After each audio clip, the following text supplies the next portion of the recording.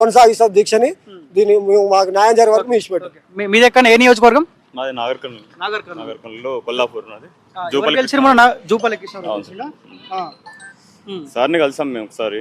కలిస్తే ఇది ప్రెసిడెన్షియల్ ఆర్డర్లో ఉందబ్బా, అది మన తోన కాదు, సీఎం గారు దాని గురించి ఆలోచిస్తున్నారని చాలాసార్లు చెప్పిండు. అయితే అట్లా కాదు సార్, ఇది లేదు, అది తప్పు ఉన్నందుకే మేము కోర్టులో కేసు వేసినాము, అది జరగట్లేదు, ముందరికి అయితే లేదని అంటే, లేదమ్మా అది సీఎం గారి దృష్టిలో ఉంది, ఖచ్చితంగా చేద్దామని 3-4 సార్లు కలిసినాం.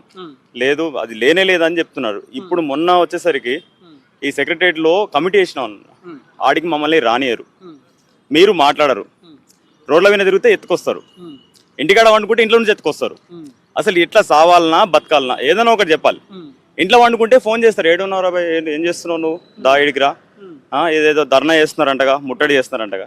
శాంతియుతంగా ఇన్ని రోజులు ఓపిక పట్టుకొని టీఆర్ఎస్ ప్రభుత్వంలో అట్లే చేస్తే సరే మేము న్యాయం చేస్తామని ఆ రోజు మహబూబ్ నగర్ నుంచి గాలి హర్షవర్ధన్ రెడ్డి ఈ రోజు గురుకుల కోసం ఆయన పోరాడుతున్నాడే, 46 దీక్ష పెట్టించింది ఆయన. ఫస్ట్ మొత్తం ఆయన్నే పైసలు పెట్టించి, ఆయనే టెంట్ వేయించి, ఆయనే పూలదండలు లేపించి అందరిని ముందర కూర్చోబెట్టిండు.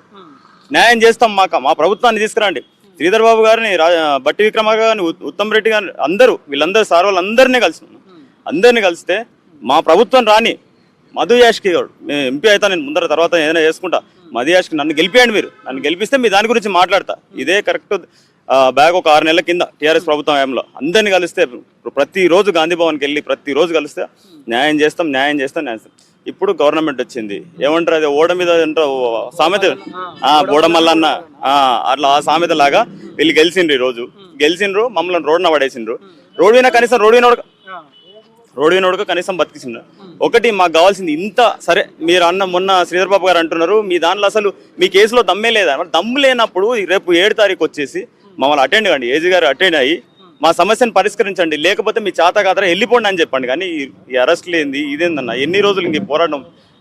లాస్ట్ గత ప్రభుత్వంతో పోల్చుకుంటే పాత ప్రభుత్వం బెటర్ అనిపిస్తుంది. ఈ పోలీస్ వ్యవస్థ, ఈ అక్రమ అరెస్టులు తీసుకోవడం, అసలు వచ్చిందే నిరుద్యోగులతో కన్నా, ఆ నిరుద్యోగులు పుట్టగొడుతున్నారు కదా, అదే చేస్తుంది. ఇప్పుడు ఏదైతే నిరుద్యోగులు ఉద్యోగులను ఎప్పుడైతే వీళ్ళు పక్కన పెడతారన్నా ప్రభుత్వాలు కూలిపోతాయన్న, అంతే.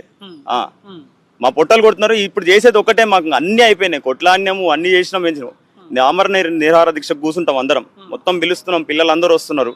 ఇప్పటి వరకు చెప్పిండ్రు, మా కహానీలు చెప్పుకుంటూ వచ్చిండ్రు, ఇంకా ఓపిక లేదు, సస్తే సస్తాం అంతే. ఆఖరికి మిగిలింది అది ఒక్కటే మా దగ్గర. పైన అంతా దీక్షల్లోనే ఉన్నారు, అందరు దీక్షలోనే ఉన్నారు, మొత్తం బాగా నీరసంగా కూడా ఉన్నారు అందరు. డాక్టర్ ఇప్పుడు మీరు నిన్న నుంచి చేస్తా ఉన్నారు, డాక్టర్స్ ఏమైనా వచ్చి హెల్త్ చెకప్ అలాంటిది ఏది లేదు. ఆల్రెడీ ఫుడ్ కూడా ప్రొవైడ్ చేశారు, బట్ కానీ తినట్లేదు, తినం కూడా. సో ఎక్కడనే మీది ఎక్కడ, ఏ నియోజకవర్గం? నాగర్కర్నూలు. జూపల్లి కృష్ణారావేనా? చిక్కుడు వంశీకృష్ణ. ఓకే, ఎప్పుడు ఆయన అడిగిరా మరి ఏంది మా పరిస్థితి అని? అడిగినా చెప్పిండు, ఆయన కూడా సీఎం దృష్టికి తీసుకెళ్ళిన, సీఎం చేస్తా అంటుండు, నేను చెప్తే ఇంటలేడు అంటాడు చిక్కుడు వంశీకృష్ణ. అంతే. ఏంది నెక్స్ట్ మీ పోరాటం ఎట్లుంటది మరి, ఏమనుకుంటే ఏమని డిసైడ్ చేసి ఆలోచిస్తా ఉన్నారు? అంతా దీక్ష చేపట్టిరా అందరూ, వాళ్ళు వచ్చినాక మళ్ళీ కార్యాచరణ వాళ్ళని అడిగి మళ్ళీ చేస్తాం. మీదే నియోజకవర్గమే? అచ్చంపేట. వంశకృష్ణ. మొన్న గువ్వల బాలాజీని ఒడగొట్టడంలో మీది కూడా పాత్రనే కదా? 50,000 మెజారిటీ మన వంశకృష్ణకు వచ్చింది. 50,000 మెజారిటీ. అయితే మేము ఏం చెప్తున్నాం అన్న, ఇలాగంటే వీళ్ళు హామీ ఇచ్చిరన్న, ఇప్పుడు ముందు హామీ ఇచ్చారు, రేవంత్ రెడ్డి సార్ ఇచ్చారు హామీ, ఉత్తమ్ కుమార్ రెడ్డి, వెంకటరెడ్డి గారు అందరు హామీ ఇచ్చారన్న. వీళ్ళు శ్రీధర్ బాబు వాళ్ళు కూడా అసెంబ్లీలో మాట్లాడారు. మేమేమంటున్నాం, హామీ ఇచ్చింది మీరు కాబట్టి మీరు చేయాలి దీనికి. ఇప్పుడు వాళ్ళు తప్పు చేసిరు, వాళ్ళు ఒప్పుకుంటారు. ఇప్పుడు కేటీఆర్ గారు నిన్న అసెంబ్లీలో కూడా మాట్లాడారు, మేము ఆ జియో తెచ్చినప్పుడు మాకు తెలియదు అది అని వాళ్ళు చెప్పారు. వాళ్ళు చెప్పిన తర్వాత వీళ్ళు చేయాలి కదా, వాళ్ళు తప్పు చేసిన వాళ్ళు ఒప్పుకున్న తర్వాత వీళ్ళు చేయాలి దీనికి, వీళ్ళు చేయట్లేరు. ఇంకోటి ఏంటంటే వీళ్ళు ఏజ్ కానీ అటెండ్ కానీ వాళ్ళు చేస్తారు, అటెండ్ కాకుండా.